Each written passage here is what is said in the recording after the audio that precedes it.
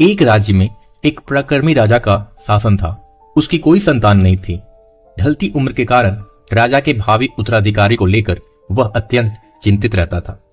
अनेक वैद्यों को दिखाने के बाद भी वह संतान सुख से वंचित ही रहा। अंततः उसने राज्य के ही किसी योग्य युवक को राज्य का बागडोर सौंप देने का निश्चय किया।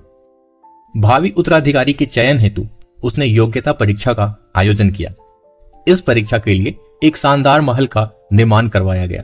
महल के दरवाजे पर एक गणित का एक समीकरण अंकित कर पूरे राज्य में घोषणा कर दी गई कि राज्य के सभी नवयुवक को महल का दरवाजा खोलने के लिए आमंत्रित किया गया है। दरवाजे पर लिखित समीकरण हल करके दरवाजा खोलें। जो दरवाजा खोलने में सफल होगा उसे महल उपहार स्वरूप प्रदान किया जाएगा और साथ ही साथ राज्य का उत्तराधिकारी भी घोषित कर दिया जाएगा। घोषणा के दिन से ही उस नवनिर्मित महल में नवयुवकों का तांता लग गया। सुबह से लेकर शाम तक नवयुवक यहाँ आते और दरवाजे पर लिखित गणित के समीकरण को हल करने का प्रयास करते, किंतु आश्चर्य की बात यह थी कि उसे कोई भी हल नहीं कर पा रहा था।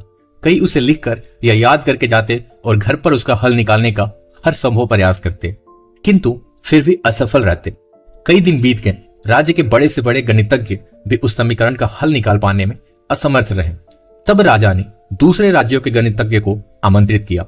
दूसरे राज्य के गणितज्ञ आए और गणित का वह समीकरण हल करने लगे।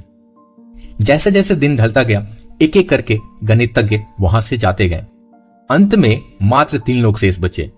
उनमें से जो दूसरे राज्य के गणितज्ञ थे, किंतु तीसरा गांव का एक साधारण सा युवक था। दोनों गणितज्ञ जहां गणित का समीकरण हल करने में लगे हुए थे, वहां युवा एक कोने में खड़ा होकर उन्हें देख रहा था।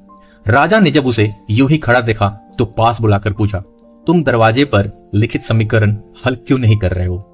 युवक बोला, महाराज, मैं तो बस यूं ही इन नामी गिरामी गणितज्ञों को देखने आया हूं। ये अपने राज्य के इतने बड़े गणितज्ञ हैं, इन्हें समीकरण हल करने दीजिए। यदि इन्होंने हल निकाला तो ये राज्य के उत्तराधिकारी बन जाएंगे। इससे बड़ी खुशी की बात और क्या होगी। यदि ये समीकरण हल नहीं कर पाए तब मैं कोशिश करके देखूंगा। इतना कहकर युवा एक कोने में बैठकर गणितज्ञों को देखने लगा। पूरा दिन निकल गया और शाम हो गई, किंतु दोनों गणितज्ञ समीकरण का हल नहीं निकाल पाए। उनके मस्तिष्क में पूरे दिन मात्र एक ही प्रश्न घूम रहा था कि आखिरकार इस समीकरण में ऐसा भी क्या है कि यह कैसे हल होगा, कैसे महल का दरवाजा खुलेगा। पूरा प्रयास करने के बाद भी वे समीकरण हल नहीं कर पाए।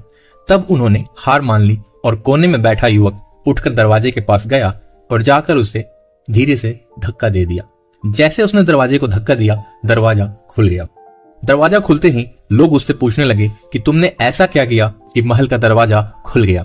युवक बोला, जब मैं बैठकर सबको गणित का समीकरण हल करते देख रहा था तो मेरे दिमाग में विचार आया कि हो सकता है कि दरवाजा खोलने का कोई समीकरण ही ना हो।